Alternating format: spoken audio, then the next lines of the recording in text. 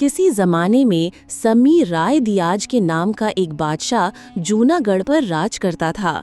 उसको एक बहन थी जो औलाद से महरूम थी। उसकी बहन को किसी फकीर ने दुआ की कि तुम्हें बेटा पैदा होगा, लेकिन वो तुम्हारे भाई का सर कलम करेगा। ये सुनते ही राजकुमारी जोर से चीखी। राजकुमारी ने कहा, मुझे ऐसा बेटा नहीं चाहिए।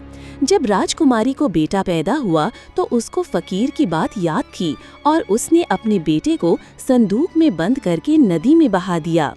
वो पीती बहती हुई राजा आनी राय की सल्तनत में आ पहुंची और उसी वक्त एक चरवाहा और उसकी बीवी नदी पर पानी लेने आए तो उनको वो संदूक मिली।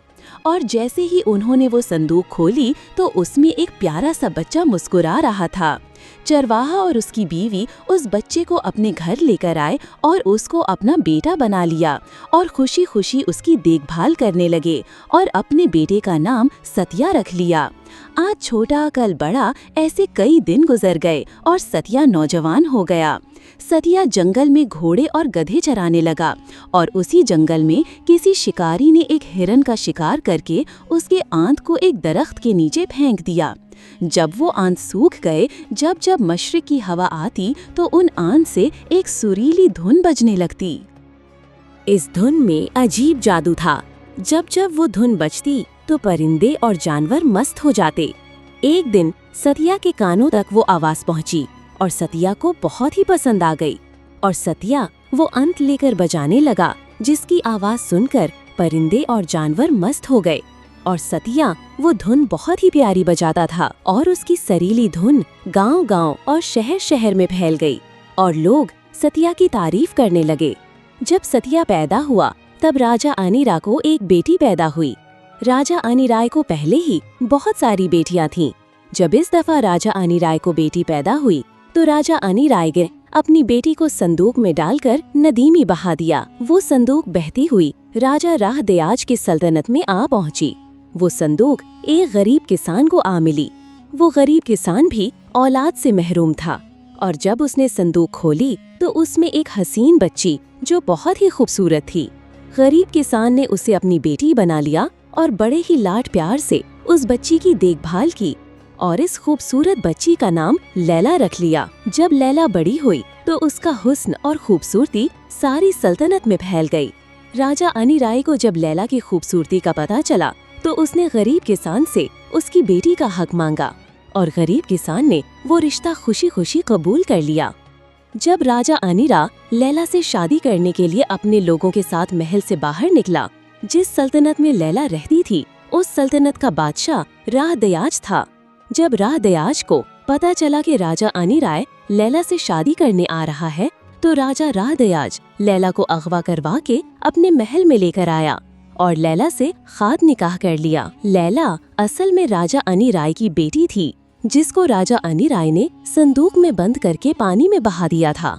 लेकिन राजा अनिराय को ये नहीं पता था कि वो अपनी ही बेटी लैला से शादी करने चला था। जब राजा अनिराय को पता चला कि राजा राह दयाज ने लैला को अगवा करवा के खाद निकाह कर लिया तो अनिरा गुस्से से भड़क उठा और अपने सिपाही लेकर जूनागढ़ के बाहर बैठ गया ताकि वो बदला ले सके। राजा अनिराय 12 महीनों तक जूनागढ़ के बाहर इंतजार करता रहा, लेकिन उसको कुछ भी हासिल ना हुआ और वो नाकाम होकर वापस अपनी सल्तनत जब राजा अनिरा अपनी सल्तनत में पहुंचा तो बदले की आग में भड़क उठा और उसने राजा राह दयाज से बदला लेने का ठान लिया। और राजा अनिरा ने अपनी सल्तनत में ऐलान किया कि जो राजा राह दयाज का असर कलम करेगा उसको मैं सोने के सिक्के दूंगा। जब सतिया की बीवी ने ये सुना तो वो लालच में आ गई और उसने बादशाह से सिक्के ले लिए और बादशाह सलामत से कहा कि बादशाह सलामत, मेरा शौहर सतिया राजा राह दयाज का सर कलम करके आपके कदमों में पेश करेगा। वो औरत बहुत ही लालची थी।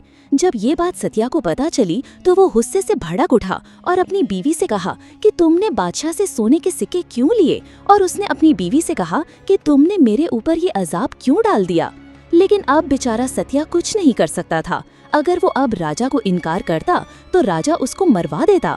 बेचारा सतिया राजा की शर्त पूरी करने के लिए राजा राह दयाज की सल्तनत की तरफ अपनी सुरीली धुन लेकर निकल पड़ा और अपने सुरीली धुन बजाते हुए राजा राह दयाज के महल में आ पहुंचा।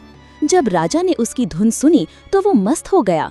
सतिया इतनी प्यारी धुन बजा रहा था कि राजा पागलों की तरह मस्त होने लगा और सतिया के ऊपर राजा ने सोने सिक्कों की बारिश करवा दी और हीरे जवाहरात भी लेकर सतिया के सामने रख दिया। लेकिन सतिया ने हीरे जवाहरात की तरफ देखा ही नहीं। ये देखकर बादशाह सलामत बहुत हैरान हुए और सतिया से कहने लगे, जो मांगना है सतिया वो मांगो। और सतिया ने राजा से कहा कि मेरे पास दौलत की कमी नहीं, मैं बादशाह सलामत आपके सर का प्यासा हूँ और आपका सर अपने साथ लेकर जाना चाहता हूँ। ये सुनकर बादशाह बहुत हैरान हुए और कहने लगे कि इस सर की कीमत ही क्या है। राजा राहदियाज अपने वादे का पक्का था और ईमानदार था, लेकिन सतिया अपनी बात पर ही अड़ा रहा।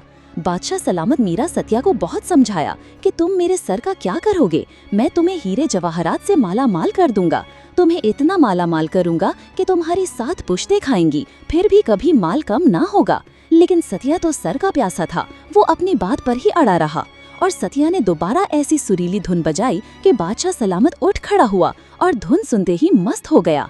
कि बादशाह सलामत ने अपने सिपाहियों को हुक्म दिया कि मेरा सर कलम करके सतिया के सामने पेश कर दो, और बादशाह का सर कलम करके सतिया के सामने पेश किया गया और सतिया बादशाह सलामत का सर लेकर राजा अनीरा के महल में आ पहुंचा और इस हादसे की बात हर तरफ फैल गई।